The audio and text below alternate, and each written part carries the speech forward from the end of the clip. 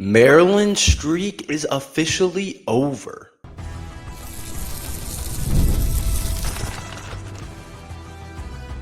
You are Locked On Terps, your daily podcast on the Maryland Terps, part of the Locked On Podcast Network. Your team every day. What's up, everyone? I'm Tre Moore, host of Locked On Terps, part of the Locked On Podcast Network, your team every day. So thank you guys for making us part of your day. And today's episode is brought to you by Mazda. We put the same drive into every detail, and wins define the moment, and putting in the work that defines you. Stay tuned for highlights in this week's Moving the Game Forward. There's more to Mazda because there is more to you. Maryland basketball streak is officially over after being on a couple game win streak. Maryland basketball finally loses a game, or I shouldn't say finally losing a game, but a 2-game win streak is a lot for Maryland basketball this year, especially in Big Ten play. And I thought we could potentially get to 3, maybe 4 wins in a row, but Maryland basketball ends up losing 68-57 to a Rutgers team that hasn't been very good all year, to put themselves as the 14th team in the Big Ten and 10-15 overall. And it was good to be on the win streak while it lasted. We beat a really good Iowa team. We beat a Minnesota team that had just beaten Michigan State. It felt like we were kind of headed in the right direction.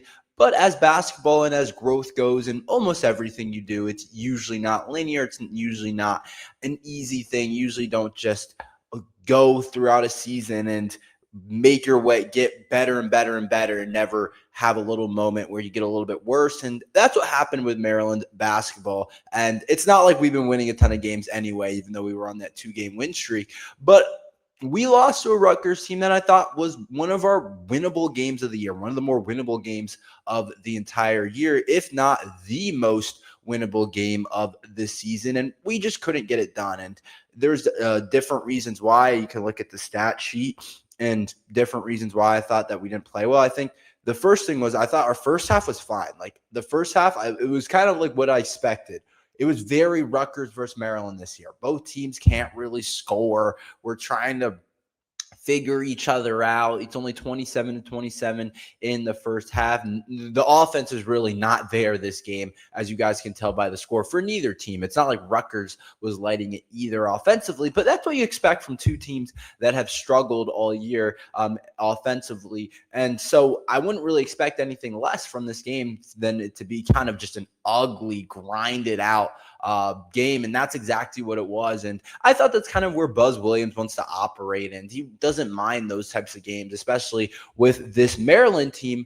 But we just couldn't get it done against a Rutgers team that is now the same record as us, 3-11 in the Big Ten, and also 10-15 overall, which is kind of crazy to think about. And so it's a big reason why I wanted us to get that win, just to get in front of them in the standings. But I did see some regression for Maryland basketball. I thought we didn't look nearly as good as we had looked against some of the other teams that we played when we beat in Iowa, when we beat in Minnesota. I didn't think Maryland looked nearly as good as what we had. I think one thing is, and we'll talk more about this later, but one thing is we just didn't shoot the ball nearly as well as we have been. We've been shooting a solid percentage. Like I feel like we've been in the low to mid 30s during the last couple of games, and we just couldn't shoot the ball. 7-30 from the 3-point shot. It didn't stop us from taking them. Like we got up 33 pointers, but we only shot 23%. We only made a 7, and I think that was a big reason why we lost the game. Guys were really inefficient from the 3-point arc.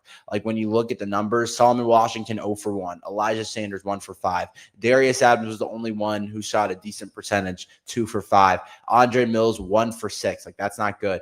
Isaiah Watts 1 for 3, and Diggy Coit 2 for 10. Like that's just not going to get it done if you want to win games. And it's not even like Rutgers necessarily shot a great percentage either. They were 28%, but it was a little bit better than ours. But I think the main thing that I watch Rutgers do is Maryland continued to take them even though they were missing them.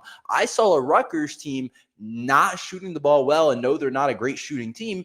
And they tried to get more in the paint and shoot a lot more twos, get to the free throw line a lot more than Maryland. And that's, to me, a lot about the coaching and where I watch this game. And I'm like, Buzz Williams, like, why aren't we attacking the rim more? Like, you should be telling them, like, let's get to the rim.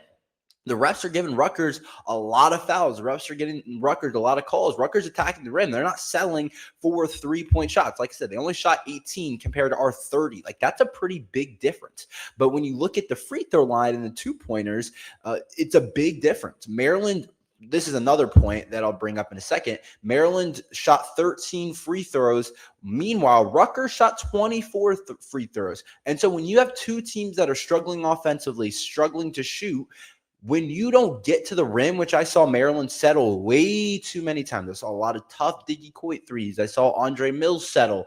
I saw different guys on our team settle. I saw Elijah Sanders settle. And when you're not making them, you got to eventually flip a switch and start attacking the rim and get downhill. And Maryland didn't really do that in this game. And we saw Rutgers do that. Rutgers attacked the paint a lot of the times. They drew a lot of fouls, especially that kid, Tariq Francis, who had 21 points. A big part of it was just because he got to the line.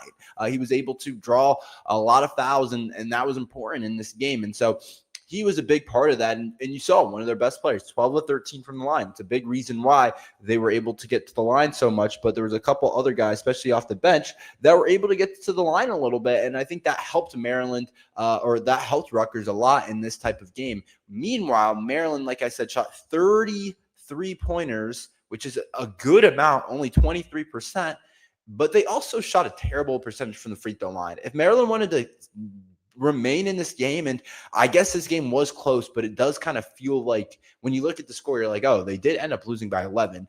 But if Maryland wanted to stay in the game a little bit more, they're going to have to shoot better than 46% from the free throw line. That's just not going to get it done. And a big part of it was because Colin Metcalf shot 0 for 3 from the free throw line, which is pretty bad.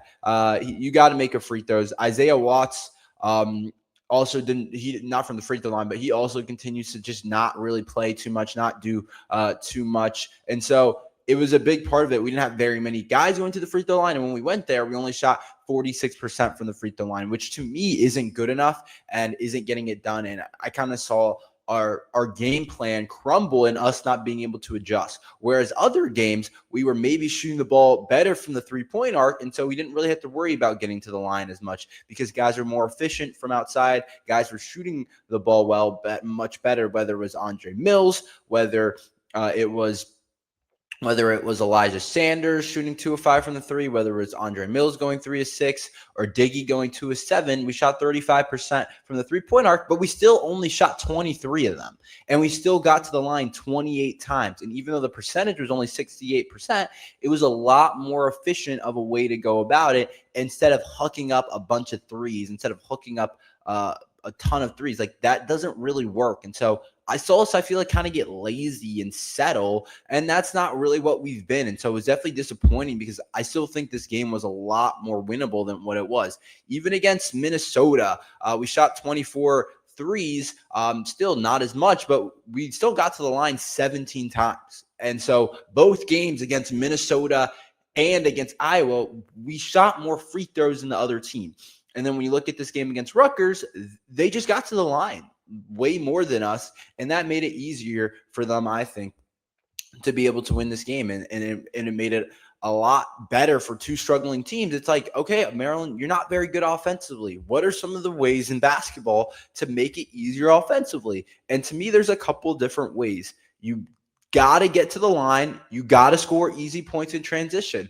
Like, let's not make this rocket science. Let's not make this much harder than it needs to be. There's not some secret formula when you're not able to score the ball very well. And so I think Buzz Williams and the players should have noticed that and should have done more of that, because there's no reason one player on their team can get to the line, 13 times? He had the same amount of free throws as we had as an entire team. It's unaggressive, it's lazy, and it's not good enough basketball. It's not like we turn over the ball like a ton of times. Like, we had 10 turnovers. If you remember in the Iowa game, we had like a lot more than that. And so you can point to a lot of different things, but I just thought Maryland wasn't aggressive. Like, I just think we weren't aggressive enough, and it really hurt us. Even like on the glass, like, we out-rebounded them on the offensive glass 18-9. Like, we doubled them up. We were offensive rebounding, but we were shooting way too many threes off it. And that's just a disappointing thing that I thought this was a very winnable game if Maryland just attacked a little bit differently. So I definitely didn't really like that, and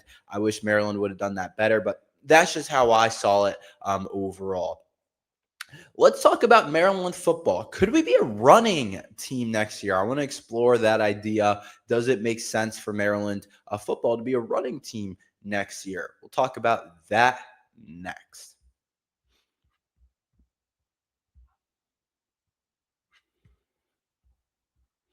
Workplace chaos, deadline stacking up, inbox overflowing, and the one position you have to fill still sitting open. When the pressure's on you, you need the right hire, and this is the job for sponsored jobs. Indeed, sponsored jobs helps you reach the people you actually fit what you're looking for. Skills, experience, locations, so you're not just hoping that the right candidate stumbles across your post. And here's a stat that says it all. In the minute I've been talking to you, companies like yours made 27 hires on Indeed, according to Indeed data worldwide. So if you're hiring, spend less time searching and more time interviewing candidates who check all the boxes with Indeed sponsored jobs. Spend less time searching and more time actually interviewing candidates who check all your boxes. Less stress, less time, more results. And we need the right person to cut through the chaos. This is the job for Indeed sponsored jobs. And listeners of the show will get $75 of sponsored job credit to help get your job the premium status it deserves at Indeed.com/podcast. Just go to Indeed.com/podcast right now and support your show by saying you heard about Indeed on this podcast. Indeed.com/podcast. Terms and conditions apply. Need to hire? This is the job for Indeed sponsored jobs.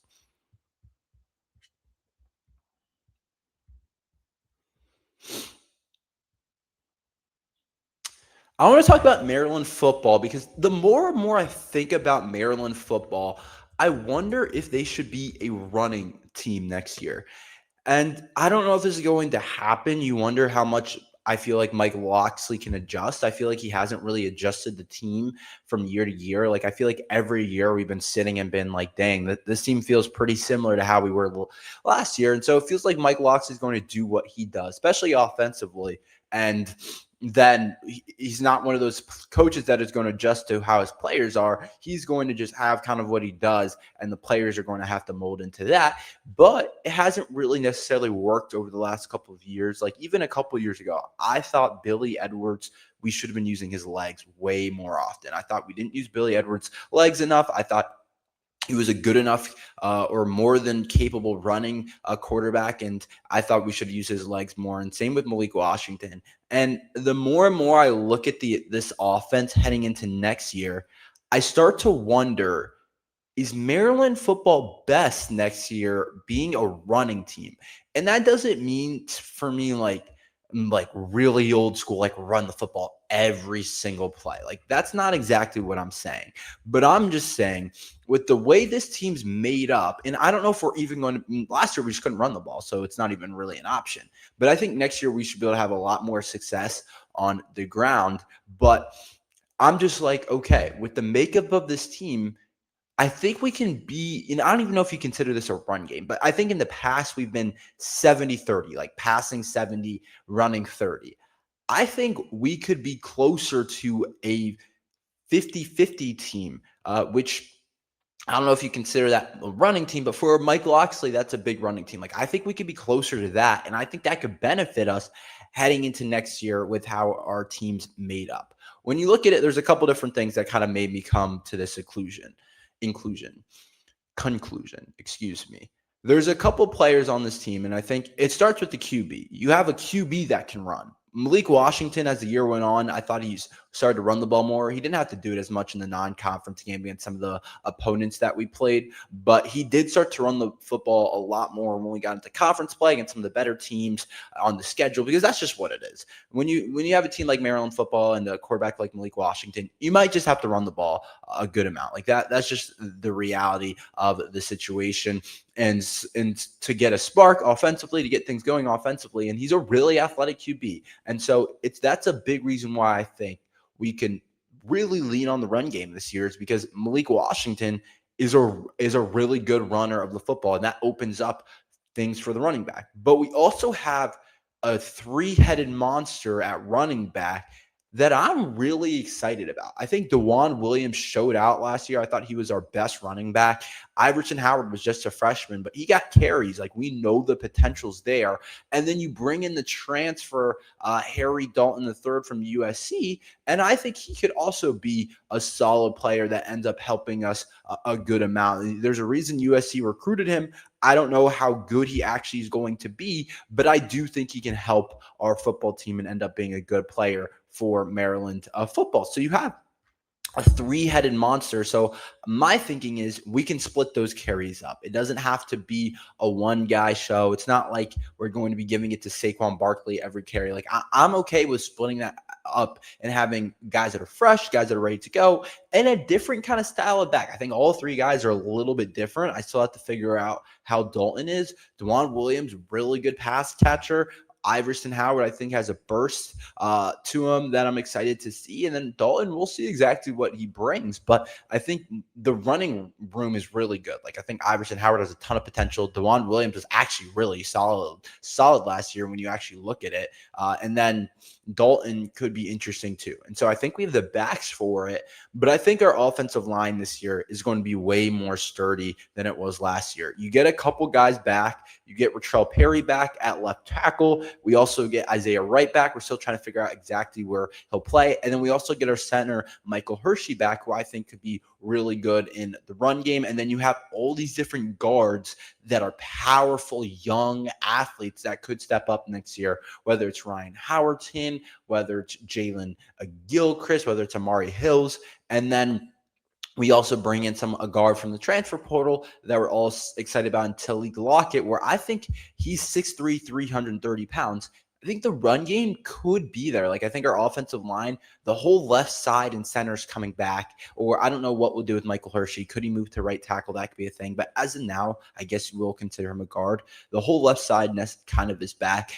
I think it could work for Maryland. I think you could have guys in the right position, and it could work for Maryland to be a running team. And then you also have two tight ends now that can block. When you think of Dorian Fleming and Preston Howard, you have two tight ends, where last year I didn't feel good about our tight end room. Outside of Dorian Fleming, I didn't think there was a guy that I felt good about, whether it was pass catching and teams respecting that. If you wanted to be in 12 personnel, like, I thought guys were like decent blockers, but nobody respected them as pass catchers when they were in the game. So it kind of gave up what we were trying to do. And so Preston Howard's good at both. Like, I think he's a good run blocker, and I think he should have probably his best year run blocking, now being pretty old and being an experienced player. Dorian Fleming should be better at a run blocker. And I think when you have both those guys out there, you still have to respect the pass. They're good pass catchers. And I think it could work. Like, I think it makes sense. A running QB, a stable of backs. Your offensive line should be a lot more powerful, which I'm excited to see and generate some push. Like, am I crazy to think that Maryland football could be a running team? I know we haven't been one in the past. I know that's not something that we've done. I know that's not something that we find like kind of like our identity, and it's not as exciting to watch. And then I almost forgot one more point. We also have a really good defense too. And so when you have a really good defense and the receiver room, I just don't know right now. I'm not confident in it. I don't know. And you have a good stable of backs, a good defense, your receiver room's iffy, a running QB as well. It might make sense for us to play a different style of football. Not saying we do it, but I would love to see us try. And if we can't run the ball, we can't run the ball. And we'll lean on Malik Washington. I think that's a possibility. Like, we haven't really been able to do it under Mike Locksley. I think it's possible. But I do think there's a world where it looks a lot better. It should. It should look better than last year, or else there's a problem. So we'll see what happens, but I do think there's a chance that ends up happening. Maryland's players struggled last game against Rutgers. Why I think it's okay, why I don't mind. We'll talk about that next.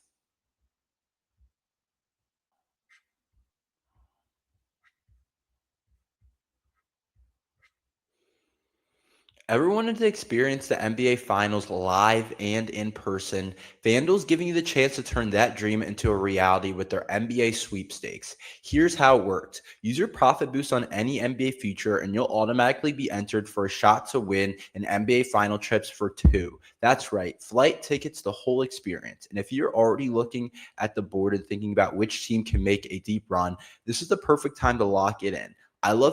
I love future this time of year, whether it's picking a team to win the championship or grab a conference title. It adds that extra layer of excitement in every game down to the stretch. And now you can not only can you pick cash, but it could also send you to the finals. Visit FanDuel.com to get started. Use Profit Boost at NBA Future and get entered for your chance to win a trip to the NBA Finals. Play your game with FanDuel, the official sports betting partner of the NBA.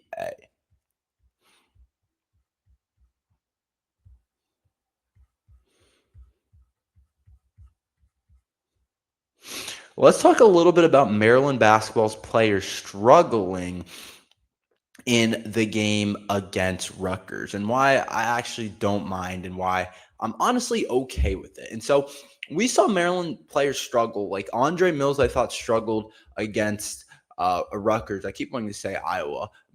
Andre Mills struggled, didn't play well, and I'm honestly okay with it. Like last game, he had 24 points, shot the ball really well, went 3-6 from three against Iowa. I said I think he'd be a potential star. Like I think he's been playing like that. And I don't mind that he struggled and only went 3 of 14 from the field and 1 of 6 from the three-point line. He didn't stop shooting. He didn't shy away. He kept kind of going at it. And to me, I don't mind that. There's a problem when guys lose confidence and stop shooting the ball and stop trying to make plays. That's when we get a problem. But when guys keep going, when guys keep shooting the ball, when guys continue to be aggressive, then it's like, okay, it's eventually going to drop. And we've seen it drop for Andre Mills the last couple of games. And so we obviously need him to be aggressive. I like Buzz Williams not cutting down his minutes. Like he still played 34 minutes. And I'm okay with him taking like 12, 13 shots in the final stretch. Like, see how good your game is, man. Like, what do we have? We don't have that many more guaranteed games left.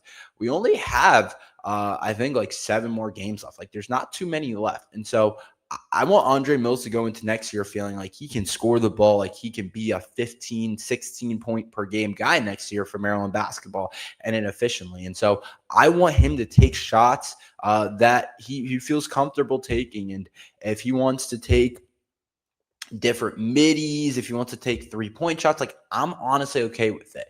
I would like to see him get downhill, get to the paint when things aren't falling because I think he can be really good and inside guy. But I'm okay with things not going great for him shooting and him continuing to shoot the ball. Same thing with Diggy Coy because we've seen Diggy.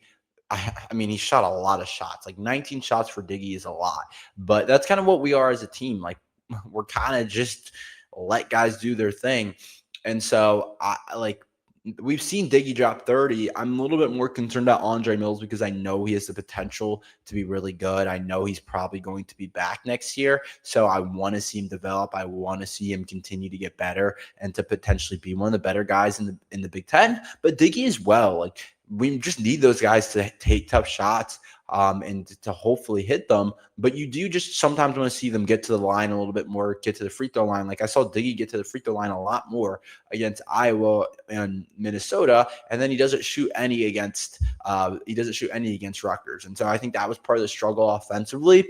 But I still don't mind them taking tough shots and them expecting them to go in because I think that's kind of like what we need as a team. Look, I'm like all on Andre Mills. I want him to become as good as he possibly can because it's better for us in the future.